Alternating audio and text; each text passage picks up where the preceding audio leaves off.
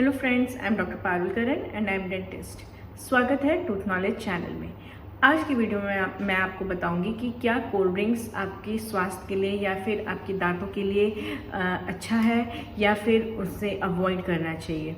तो देखिए, मेरे हिसाब से कोल्ड ड्रिंक्स को जहाँ तक हो सके उसको अवॉइड करना चाहिए। अगर आप महीने में एक बार पी रहे हैं तो उससे कोई प्रॉब्लम नहीं है, बट स्टिल अगर आप उसको भी अवॉइड कर सकते हैं तो बहुत सही है।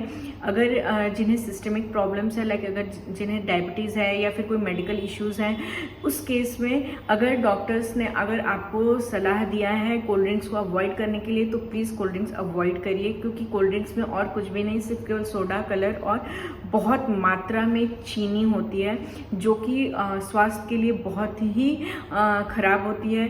चीनी अगर आप रिफाइंड शुगर लेते हैं तो उस केस में आपका वेट भी बढ़ सकता है। और अगर सपोज आप बहुत ज़्यादा कंज्यूम कर रहे हैं सोडा या फिर कोल्ड ड्रिंक्स अगर आप कंज्यूम कर रहे हैं, तो सोडा जो होता है वो आपके बॉडी से, आपके बॉडी में जो बोन्स होते हैं, बोन्स से जो कैल्शियम होता है उसको वो सोक कर लेता है, मतलब कि वो एब्जॉर्ब कर लेता है। जहाँ जितना आप सोडा कंटेंट लेंगे उतना क्या होगा कि आपका जो कैल्शियम लेवल है वो कम होते जाएगा, क्योंकि जो सोडा है वो कैल्शियम एब्जॉर्ब करते जाएगा आपके बॉडी से। इसलिए आपको जहाँ तक हो सके आपको सोडाज, कोल्ड ड्रिंक्स अवॉइड करना चाहिए। एंड अगर हम बोन्स में आते हैं तो आपको तो मालूम पड़ गया कि इससे क्या प्रॉब्लम हो सकती है, आपके बोन्स में प्रॉब्लम हो सकती है।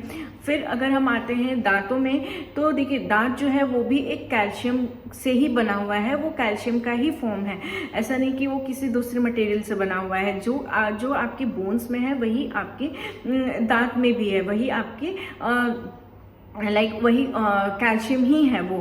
अगर सपोज आप कंटिन्यू सोडा पी रहे हैं, कोल्ड ड्रिंक्स पी रहे हैं, तो उस केस में आपका जो ऊपर का लेयर है जो कैल्शियम है वो निकल जाएगा, और फिर आपको धीरे धीरे आपका जो दांत का कलर है वो भी चेंज होना स्टार्ट हो जाएगा। एंड प्लस अगर सपोज आपका ऊपर का लेयर निकलता है, जो कि हम वाइट सरफेस जो देखते हैं दांत में, उसको इनेमल बोलते हैं, अगर इनेमल निकल जाता है तो उस केस में आपको सेंसिटिविटी बहुत ज़्यादा बढ़ सकती है।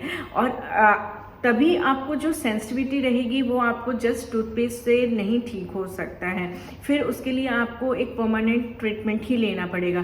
तो जहाँ तक हो सके आप अपने डाइट में सोडास को, कोल्ड ड्रिंक्स को अवॉइड करिए। उसके जगह पे आप कोई कैल्शियम सोर्स ले लीजिए, जैसे कि छाछ हो गया या फिर कर्ड हो गया, दही हो गया, आप ये सब कंज्यूम कर सकते हैं। इससे आपको कैल्शियम का सोर्स भी मिलेगा, प्लस आपकी बोन्स भी स्ट्रांग होंगी।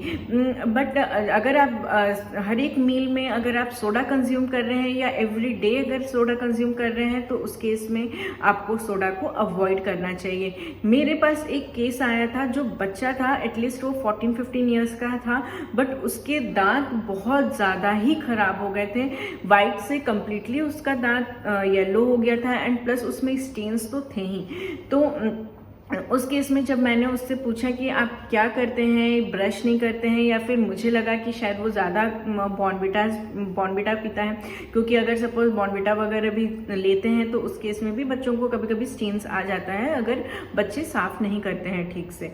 तो उसने तो कुछ नहीं बोला, बट उसकी माँ ने बोला कि नहीं, ये बहुत ज़्यादा कोल्ड ड्रिंक कंज्यूम करता है, तो उसको एवरी डे कोल्ड ड्रिंक्स चाहिए ही।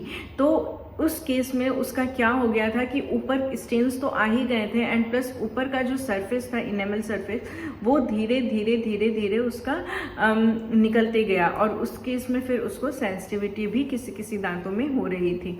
तो प्लीज़ अगर आप सोडाज कंज्यूम कर रहे हैं तो अपने डाइट से उसको हटा दीजिए, उसको कम्प्लीटली अवॉइड करिए।